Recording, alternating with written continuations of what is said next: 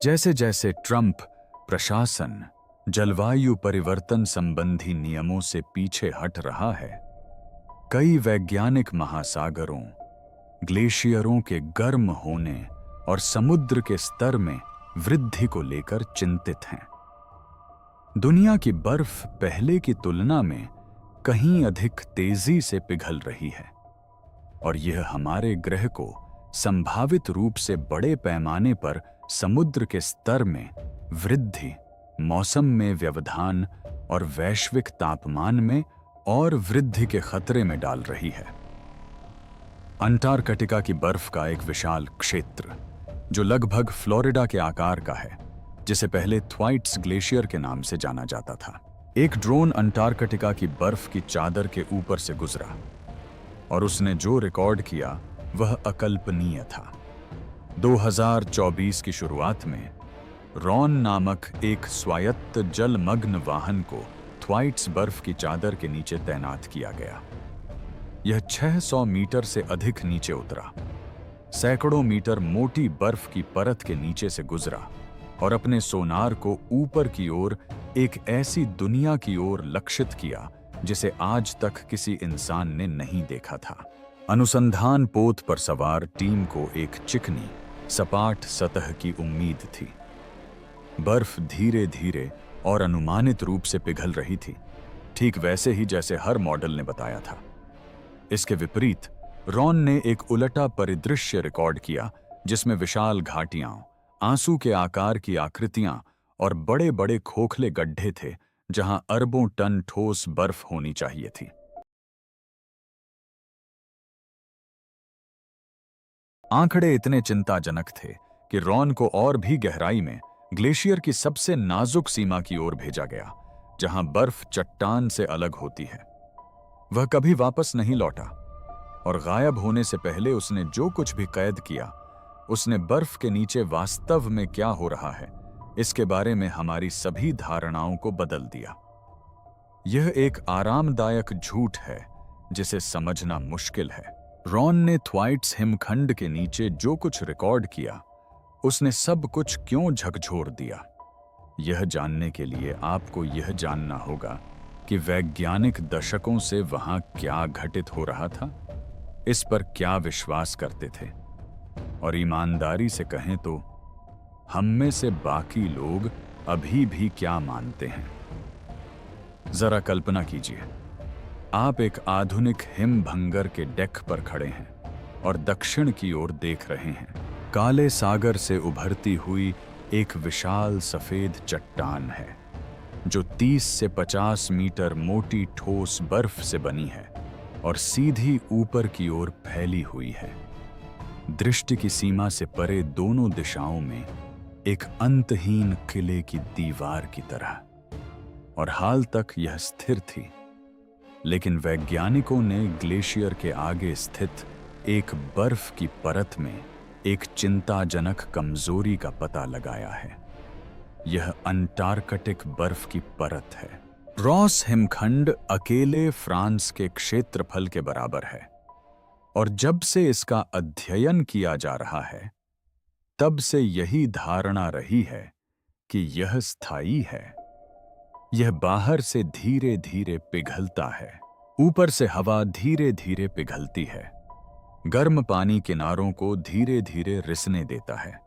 धीमी, अनुमानित और पूरी तरह से प्रबंधनीय प्रक्रिया। नासा के उपग्रह प्रतिदिन हमारे ऊपर से गुजरते हैं और बर्फ की सतह को सेंटीमीटर की सटीकता से मापते हैं। लैंडसैट और सेंटिनल जैसे मिशन लगातार तस्वीरें भेजते रहते हैं, और उनसे क्या पता चलता है? एक विशाल सफेद क्षेत्र जो काफी हद तक अक्षुण्ण है। शायद कहीं कहीं कुछ दरारें हों, शायद किनारे से कोई हिमखंड टूटकर अलग हो रहा हो, लेकिन कुल मिलाकर तस्वीर ठोस, टिकाऊ और नियंत्रण में है। ऐसी स्थिति देखकर सरकारें और अनुसंधान एजेंसियां कहती हैं, हम स्थिति पर नजर रख रहे हैं, और सब लोग सहमति में सिर हिलाते हैं और अपने अपने काम में लग जाते हैं। और इससे एक खतरनाक भ्रम पैदा हो गया। हमने खुद से कहा, अगर कुछ गलत हो रहा होगा तो हमें पता चल जाएगा। उपग्रह उसे पकड़ लेंगे। ये मॉडल हमें चेतावनी देते। हमारे पास तैयारी करने के लिए दशकों का समय होता। समस्या यही है, हम सिर्फ ऊपरी तौर पर ही देख रहे थे। जब आंकड़े बेतुके लगने लगे, तब उस आत्मविश्वास में पहली दरार स्पष्ट रूप से दिखाई दी। यह एक भयानक घटना थी। मार्च 2022 के मध्य में पूर्वी अंटार्कटिका में स्थित कांगर ग्लेनसर हिमखंड, जो हजारों वर्षों से महाद्वीप के सबसे स्थिर हिम क्षेत्र के रूप में वैज्ञानिकों द्वारा माने जाने वाले स्थान पर टिका हुआ था, कुछ ही दिनों में पूरी तरह से ढह गया। हमने अपने जीवन काल में, कम से कम अपने जीवन काल में, पूर्वी अंटार्कटिका के हिमखंड को ढहते हुए नहीं देखा है। हम 12,200 वर्ग किलोमीटर बर्फ की बात कर रहे हैं, जो लॉस एंजल्स के आकार का क्षेत्र है और जो गायब हो गया है। वुड्स होल ओशनोग्राफिक इंस्टीट्यूशन की हिमनद विज्ञानी डॉक्टर कैथरीन वॉकर ने इसे एक चेतावनी बताया, एक ऐसी घटना जो पूरे क्षेत्र को अपनी मान्यताओं पर पुनर्विचार करने के लिए मजबूर करती है। मानक ऊष्मागतिकीय मॉडल कहते हैं कि इतनी बड़ी संरचना को पिघलने में वर्षों, संभवतः दशकों तक निरंतर तापमान वृद्धि की आवश्यकता होगी। लेकिन कांगर ग्लेनसर पिघला नहीं, यह चकनाचूर हो गया, मानो किसी ने पूरी संरचना को सहारा देने वाले खंभों को लात मारकर हटा दिया हो और पूरी संरचना नीचे गिर गई। कुछ ही दिनों में मानव सभ्यता से भी पहले की एक संरचना का अस्तित्व समाप्त हो गया। इससे शोधकर्ताओं को अपने डेटा को अलग तरीके से देखने के लिए मजबूर होना पड़ा, और जब उन्होंने ऐसा किया तो उन्हें कुछ ऐसा मिला जो बिल्कुल समझ से परे था। दरअसल, जहां ऑप्टिकल उपग्रह जो तस्वीरें लेते हैं पश्चिमी अंटार्कटिका के साथ साथ सफेद अक्षुण्ण सतहें दिखाते रहे, वहीं एक बिल्कुल अलग उपकरण लगातार संकेत दे रहा था कि कुछ बहुत ही भयानक गड़बड़ है। नासा के ग्रेस उपग्रहों का जोड़ा प्रकाश से नहीं देखता, बल्कि गुरुत्वाकर्षण को महसूस करता है। यह पृथ्वी के गुरुत्वाकर्षण क्षेत्र में होने वाले सूक्ष्म बदलावों को मापता है, जिससे द्रव्यमान वितरण में होने वाले परिवर्तनों का पता चलता है। और जरा सोचिए, ग्रेस के आंकड़ों से पता चला है कि थ्वाइट्स ग्लेशियर, जिसे सचमुच प्रलय का ग्लेशियर कहा जाता है, हर साल लगभग 50 अरब टन बर्फ खो रहा है। हर साल। इतनी बर्फ से ग्रैंड कैन्यन को 2 बार भरा जा सकता है। इतनी बर्फ को ट्रकों में लादने की कल्पना कीजिए। इसके लिए पृथ्वी से मंगल तक और वापस आने वाले काफिले की आवश्यकता होगी। यह प्रतिवर्ष गायब होने वाली लगभग अकल्पनीय मात्रा में सामग्री है, लेकिन इसमें एक पेंच है। सतह बिल्कुल वैसी ही दिखती है। ऊंचाई में कोई स्पष्ट कमी नहीं, न ही क्षेत्रफल में कोई कमी। दुनिया भर की हर जलवायु एजेंसी के पास मौजूद सैटेलाइट तस्वीरों में वही सफेद मैदान दिखाई दे रहा था जो 10 साल पहले दिखाई दे रहा था। मानव इतिहास में यह पहली बार है कि इस बर्फीले क्षेत्र में बर्फ पिघल गई है। जरा इस पर गौर कीजिए। हर साल 50 अरब टन बर्फ गायब हो रही है और ऊपर से यह दिखाई भी नहीं देती।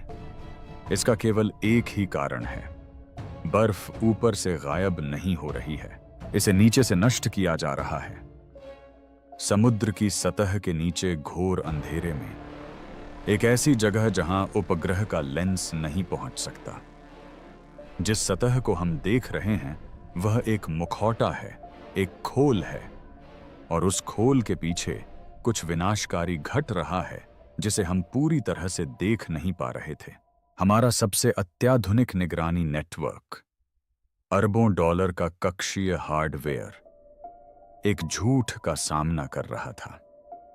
अगर आप अभी भी देख रहे हैं तो कृपया मेरी एक मदद करें, अभी सब्सक्राइब करें, क्योंकि जिस चीज को उन्होंने उस अंधकार में जवाब खोजने के लिए भेजा, वही इस कहानी को वास्तव में भयावह बना देती है। एक मशीन को शून्य में भेजना। उस अनदेखे क्षेत्र में क्या हो रहा था, यह जानने के लिए प्रोफेसर अन्ना वोलिन और उनकी अंतर्राष्ट्रीय टीम ने एक ऐसा निर्णय लिया जिसे इतने बड़े पैमाने पर पहले किसी ने नहीं लिया था। वे उपग्रहों पर भरोसा करना छोड़ चुके थे। उन्हें बर्फ के नीचे की गतिविधियों पर नजर रखने की जरूरत थी। उनका चुना हुआ हथियार रैम था, जो ह्यूगिन श्रेणी का एक स्वायत्त जलमग्न वाहन था। लगभग 7 मीटर लंबा, चमकीले नारंगी रंग के टॉर्पीडो के आकार का, कई मिलियन डॉलर का और पृथ्वी के सबसे प्रतिकूल वातावरणों में से एक में जीवित रहने के लिए बनाया गया था। यहाँ की प्रतिकूल परिस्थितियों को समझने के लिए बता दें कि थ्वाइट्स बर्फ की परत के नीचे पानी का तापमान हिमांक बिंदु से थोड़ा ही ऊपर रहता है। गहराई में दबाव 60 वायुमंडल से अधिक है। यहाँ प्राकृतिक प्रकाश बिल्कुल भी नहीं है और जिस अंतरिक्ष में रैम प्रवेश करने जा रहा था, बर्फ और समुद्र तल के बीच की वह गुहा, जिसमें आज तक कोई भी मानव निर्मित वाहन प्रवेश नहीं कर पाया था, यह कोई खोज नहीं थी। यह पृथ्वी के अंतिम अज्ञात क्षेत्रों में से एक में अंधाधुंध घुसपैठ थी। रैम का मिशन कुछ इस तरह था। इसे आरवी नथानिएल बी पामर से लॉन्च किया जाना था। अंटार्कटिक महासागर में 600 मीटर से अधिक नीचे उतरना था और फिर कुछ ऐसा करना था जो किसी भी मशीन ने पहले कभी नहीं किया था। थ्वाइट्स बर्फ की शेल्फ के नीचे की गुफा में प्रवेश करना। अब सोचिए इसका क्या मतलब है।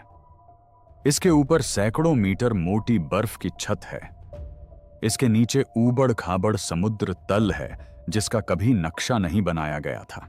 जैसे ही रैम शेल्फ के नीचे खिसकी, संचार के सभी साधन, रेडियो, जीपीएस, सब कुछ ठप हो गया। सब कुछ खत्म हो गया। वाहन घोर अंधेरे में बिल्कुल अकेला रह गया। जड़त्वीय मार्गदर्शन और कंपास के सहारे आगे बढ़ रहा था और गलती की गुंजाइश लगभग नागिबेगा बराबर थी। इसका काम अपने मल्टी बीएम सोनार को ऊपर की ओर लक्षित करना और बर्फ की निचली सतह का त्रिआयामी मानचित्र बनाना था। एक ऐसी जगह जो उस क्षण तक केवल कंप्यूटर सिमुलेशन में ही मौजूद थी। दक्षिण फ्लोरिडा विश्वविद्यालय के समुद्री भूभौतिकीविद डॉक्टर एलास्टेयर ग्राहम, जिन्होंने थ्वाइट्स मानचित्रण प्रयासों पर काम किया, ने जहाज पर मौजूद उत्सुकता को लगभग असहनीय बताया। प्रचलित सिद्धांत के अनुसार रैम को एक चिकनी, हल्की घुमावदार सतह मिलेगी, जैसे पानी के गिलास में बर्फ का टुकड़ा समान रूप से पिघलता है। नीचे की धाराएं व्यवस्थित, पूर्वानुमानित और शांत होनी चाहिए थीं। रैम अपने पहले गोते से वापस आई, डेटा अपलोड किया गया और प्रयोगशाला में सन्नाटा छा गया। प्रोफेसर वोलिन ने बाद में याद किया कि काफी देर तक कोई नहीं बोला। स्क्रीन पर दिख रही सोनार छवियों का किसी भी बनाए गए मॉडल से कोई मेल नहीं था।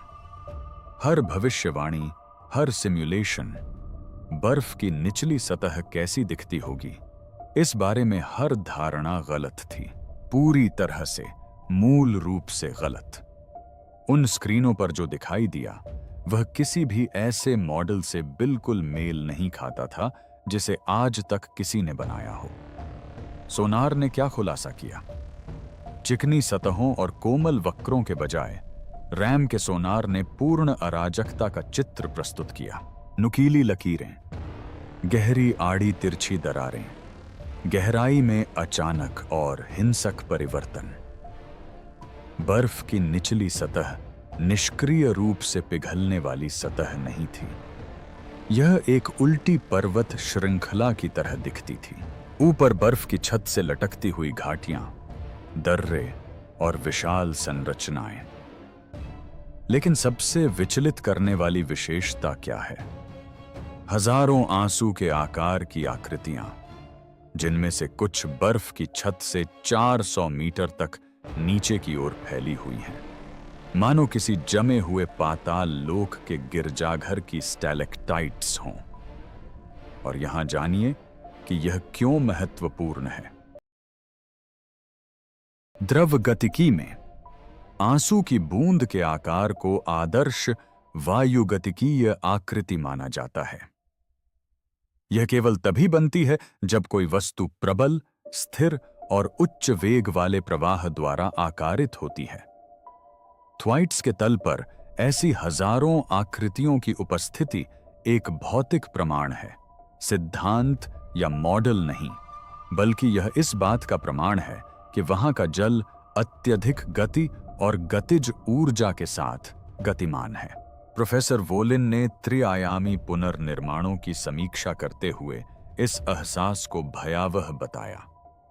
वे जो देख रहे थे वह किसी भी पारंपरिक अर्थ में क्षरण नहीं था। यह तो विध्वंस था, व्यवस्थित, लक्षित और ऊपर से अदृश्य। उनकी टीम के निष्कर्ष, जो साइंस एडवांसेस पत्रिका में प्रकाशित हुए, ने इसके लिए जिम्मेदार कारक की पहचान की। पृथ्वी के घूर्णन द्वारा कोरियोलिस प्रभाव के माध्यम से संचालित गर्म खारे पानी की धाराएं, जिन्हें ध्रुवीय गहरे पानी के रूप में जाना जाता है, इसके लिए जिम्मेदार हैं।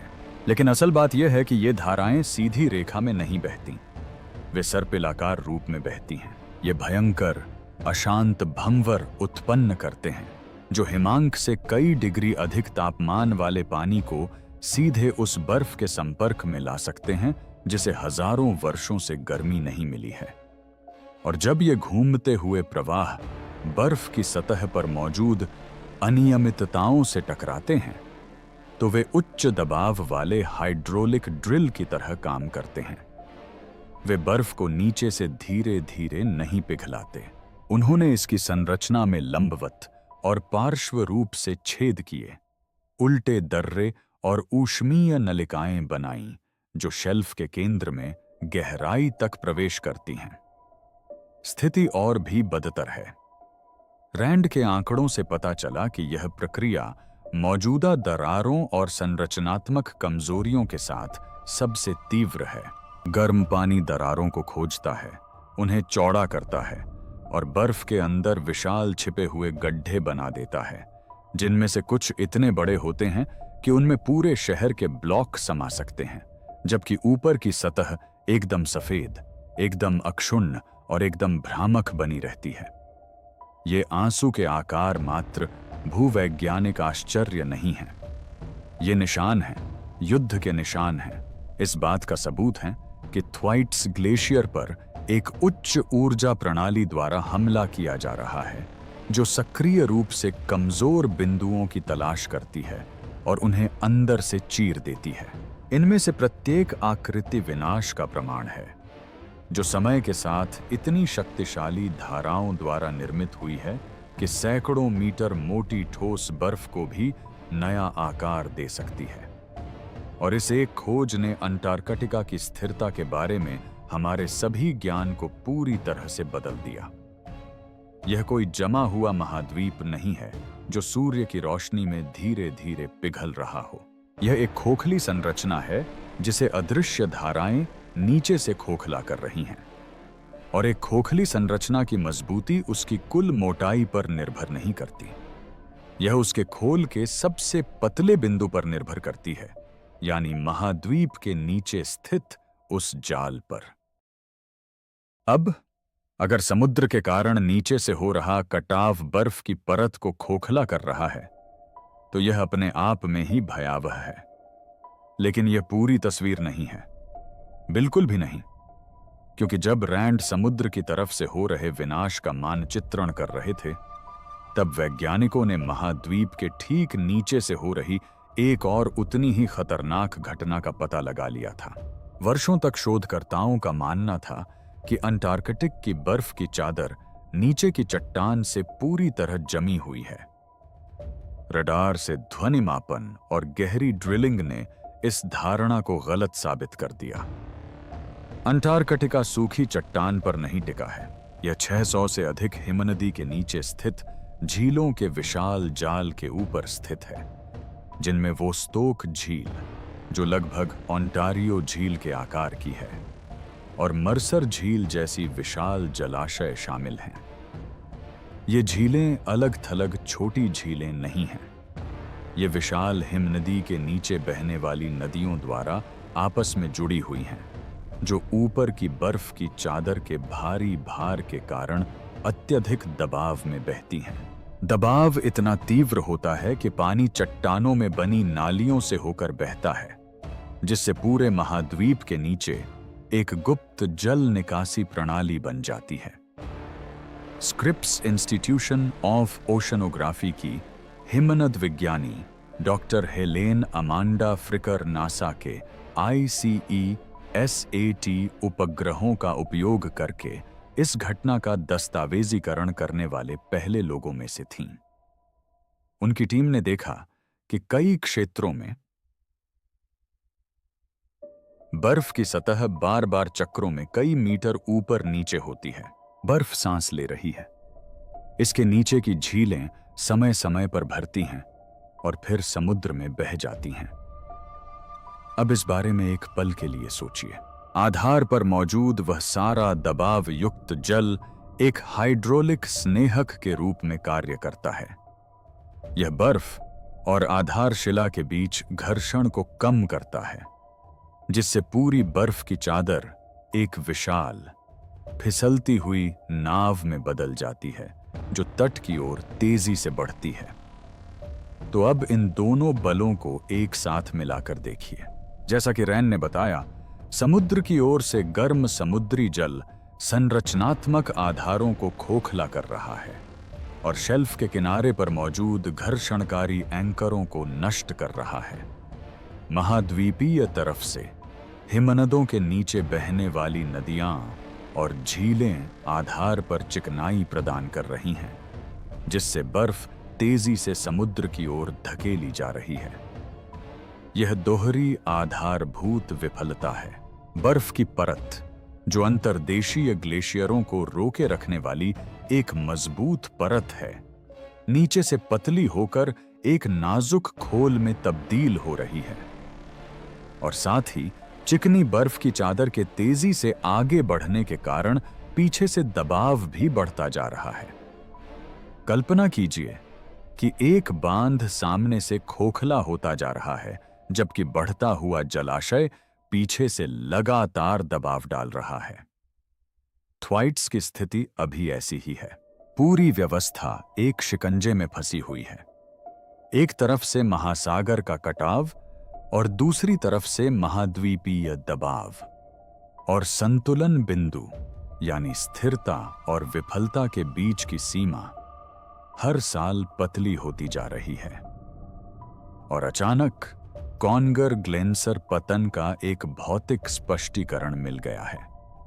यह सतह के तापमान में वृद्धि के कारण विफल नहीं हुआ।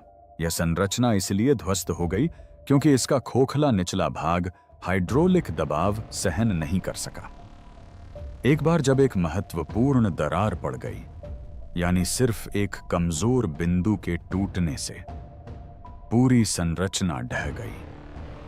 हजारों वर्षों से जमा बर्फ कुछ ही दिनों में नष्ट हो गई। हवा गर्म होने के कारण नहीं, बल्कि इसे सहारा देने वाली संरचना को गुपचुप तरीके से ध्वस्त कर दिया गया था। थ्वाइट्स भी ठीक उसी दिशा में आगे बढ़ रहा है, लेकिन थ्वाइट्स आकार में कहीं अधिक विशाल है। यदि थ्वाइट्स नष्ट हो जाता है तो इससे अंटार्कटिका के नक्शे में कोई बदलाव नहीं आएगा। इसने पूरी दुनिया की तटरेखाओं को फिर से परिभाषित कर दिया। वह मशीन जो कभी वापस नहीं लौटी।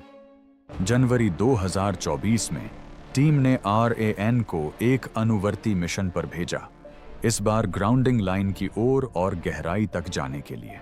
हिमनद विज्ञान में यही सबसे महत्वपूर्ण सीमा है। ठीक वही बिंदु जहां बर्फ चट्टान से अलग होकर तैरने लगती है। यहीं पर पूरे हिमखंड की संरचनात्मक अखंडता टिकी होती है। निर्णय लिया गया और उस समय तक थ्वाइट्स के नीचे कोई भी उपकरण वहां तक नहीं पहुंच पाया था। RAN 500 मीटर से अधिक बर्फ के नीचे उतरा। यह योजना एक विस्तृत सर्वेक्षण की थी, व्यापक मानचित्रण की।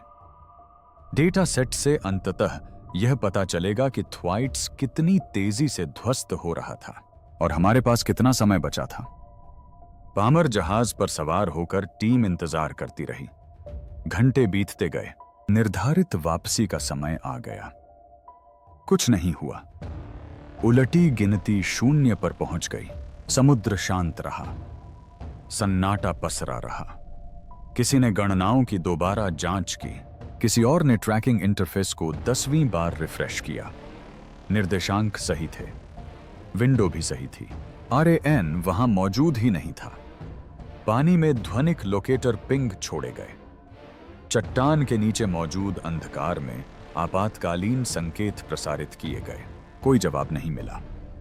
कई दिनों तक ड्रोन और हेलीकॉप्टर आसपास की बर्फ पर नजर रखते रहे ताकि जमी हुई सतह में किसी दरार या छेद से RAN के चमकीले नारंगी रंग के पतवार की झलक दिखाई दे। खोज दल मॉनिटर पर तब तक देखते रहे जब तक उनकी आंखें दुखने लगीं। जमे हुए महासागर ने कुछ भी वापस नहीं दिया। RAN गायब हो चुका था। ईस्ट एंग्लिया विश्वविद्यालय की ध्रुवीय समुद्र विज्ञानी डॉक्टर करेन हेवुड, जिन्होंने अंटार्कटिक जल में स्वायत्त वाहन तैनाती पर व्यापक रूप से काम किया है, ने कहा कि यह नुकसान विनाशकारी था, न केवल आर्थिक रूप से बल्कि वैज्ञानिक रूप से भी। RAN एकमात्र ऐसा उपकरण था जो ग्राउंडिंग लाइन पर प्रत्यक्ष अवलोकन करने में सक्षम था। वर्तमान में इसका कोई विकल्प नहीं है। तकनीकी स्पष्टीकरण दिए गए, बैटरी खराब हो गई, नेविगेशन में त्रुटि आ गई, हो सकता है कि मार्गदर्शन प्रणाली में कोई सॉफ्टवेयर गड़बड़ी हो। लेकिन RAN द्वारा पहले से दर्ज किए गए दुर्गम भूभाग को देखते हुए एक और भयावह संभावना टीम को सता रही थी। हो सकता है कि धाराएं बहुत तेज रही हों। तेज बवंडर के कारण वाहन बर्फ की मोटी परत से टकरा सकता था, या फिर उस परत का कोई कमजोर हिस्सा ढह सकता था जिससे मशीन एक जमी हुई कब्र में बंद हो जाती। RAN कभी वापस नहीं लौटी और इसके साथ ही मानवता की वह एकमात्र प्रत्यक्ष दृष्टि भी समाप्त हो गई, जो पृथ्वी पर इस समय हो रहे सबसे महत्वपूर्ण परिवर्तन की अग्रिम पंक्ति को देख रही थी। जैसे ही हमने अंततः बर्फ को भीतर से नष्ट करने वाली शक्ति का वास्तविक स्वरूप देखना शुरू किया, वैसे ही द्वार अचानक बंद हो गया। ग्रह पर सबसे अधिक पतन के जोखिम वाले क्षेत्रों में से एक अब फिर से पूर्ण अंधकार में डूब गया है। हम जानते हैं कि जमीन खोखली हो रही है। हम जानते हैं कि कटाव किसी भी मॉडल की भविष्यवाणी से कहीं अधिक तीव्र है, लेकिन अब हमारे पास इस बात का कोई वास्तविक डेटा नहीं है कि यह कितनी तेजी से हो रहा है या गंभीर सीमा कितनी करीब है, और यही बात इसे भयावह बनाती है। कॉन्गर ग्लेंजर के पतन ने साबित कर दिया कि ये विफलताएं अचानक सामने नहीं आती। इनका धीरे धीरे खत्म होना संभव नहीं है। कोई चेतावनी नहीं दी जाती। एक दिन ढांचा बिल्कुल वैसा ही दिखता है जैसा एक दिन पहले था। अगले दिन वह गायब हो जाता है। और अभी इस समय हमारे पास यह जानने का कोई तरीका नहीं है कि थ्वाइट्स जैसी घटना कुछ दिनों, वर्षों या दशकों में उसी तरह की अचानक विनाशकारी घटना का शिकार हो सकती है या नहीं। अंटार्कटिक सागर के नीचे की वह खामोशी शांतिपूर्ण नहीं है। यह उस उलटी गिनती की खामोशी है जिसे हम अब पढ़ नहीं सकते। वह कवच? जरा उन मनमोहक ड्रोन शॉट्स को याद कीजिए जो आपने देखे होंगे। वो शॉट्स जो बर्फ की विशाल दीवार के साथ साथ उड़ते हुए इंटरनेट पर वायरल हो गए थे। भव्यता, स्थायित्व, सुंदरता। अब आपको पता चल गया कि इनके पीछे क्या रहस्य है। एक खोल, एक मुखौटा। गायब होने से पहले जो कुछ भी रिकॉर्ड किया गया था, उसने अंटार्कटिका की वास्तविक स्थिति के बारे में हर भ्रम को दूर कर दिया। वह भव्य सफेद मुखौटा खोखली वास्तुकला है। स्थिरता का आभास तो बना रहता है, लेकिन भीतरी भाग उग्र धाराओं से छलनी होता जा रहा है। सदियों से लोग इस बात पर अटकलें लगाते रहे हैं कि बर्फ की दीवार के उस पार क्या है। रहस्यमयी भूमि, लुप्त सभ्यताएं, दुनिया का छोर। लेकिन असली सवाल, वो सवाल जो आपको रातों की नींद उड़ा देगा, ये नहीं है कि इसके पीछे क्या है, बल्कि ये है कि ये किस चीज से बना है। और इसका जवाब अक्सर खाली जगह ही होता है। अंटार्कटिका का पतन सदियों तक धीरे धीरे पिघलने जैसा नहीं होगा। खोखली संरचना और चिकनी नींव के साथ यह संरचनात्मक विफलता के भौतिकी नियमों का पालन करता है। सन्नाटा, फिर अचानक फ्रैक्चर हो जाता है। एक दिन तो यह स्थिर रहता है, अगले दिन नहीं। कोई चेतावनी सायरन नहीं बजता, कोई क्रमिक परिवर्तन नहीं होता। संरचनात्मक विफलता का गणित द्विआधारी है। भार या तो सहन किया जा सकता है या नहीं, और जब वह कवच अंततः टूटेगा तो उससे कोई छिपी हुई दुनिया सामने नहीं आएगी, बल्कि यह अरबों टन पानी वैश्विक महासागर में बहा देगा, जिससे तटरेखाओं का स्वरूप बदल जाएगा, शहर डूब जाएंगे और करोड़ों लोग विस्थापित हो जाएंगे। थ्वाइट्स ज्वालामुखी के ढहने के बाद की दुनिया पहले जैसी नहीं दिखती। हमारे समय की सबसे विचलित करने वाली तस्वीरें आसमान में दिखने वाली अजीब रोशनी नहीं है, बल्कि ये अंटार्कटिक बर्फ के नीचे उल्टे बने घाटियों के सोनार मानचित्र हैं। एक ऐसी आपदा की रूपरेखा पहले से ही तैयार है, जो इतनी भीषण ठंड और अंधेरे में घटित हो रही है कि हमारी सबसे उन्नत मशीनें भी इसका सामना नहीं कर सकती। कहानी सुनाने के लिए वापस लौटना तो दूर की बात है। अगर इससे अंटार्कटिका के बारे में आपकी सोच बदल गई है तो सब्सक्राइब करें और इसे शेयर करें, क्योंकि ज्यादातर लोग अब भी मानते हैं कि बर्फ की दीवार ठोस है, और उन्हें यह जानना जरूरी है कि ऐसा नहीं है।